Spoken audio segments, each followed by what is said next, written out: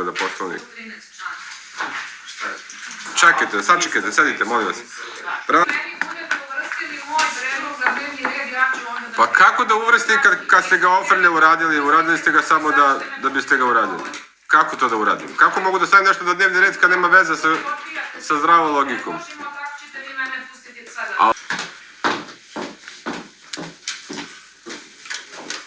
Ja ću se javljati ovako sve dok ne budete počeli da prihvatate naše predloge za to.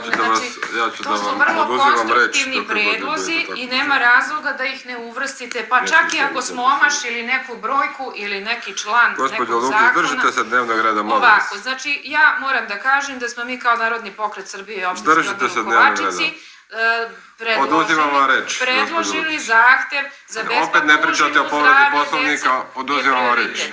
Trenutno stanje školske užine je ozbiljan problem. Užina je loše kvaliteta, svedena uglavnom ovakve tačke, niste mi dali da se uvrsti Oduzimam vam reč zato što ne pričate o onome što ste rekli. Dobro, pričat ću o ovome što... O ovoj tački možete da pričate, izvolite. Dobro, zašto tačno plaćamo mi ove advokate? Ko su ti advokati? Za koje to ste sve tačno usluge? Opština ulazi u bespotrebne neke sporove i gubi novac građana svih svojih poreskih obveznika. Pretpostavljam da ćete vi sada dati odgovor za to je kriva bivša vlast, kao i za sve do sada.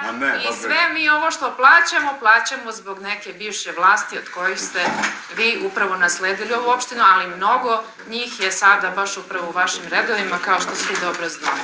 Zašto plaćamo te preskupe usluge advokata?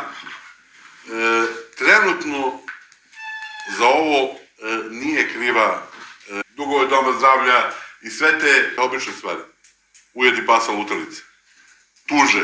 Neko ispred opštine mora se pojavi. Četvrta stvar. 10% slučajeva su ujedi pasa lutalice.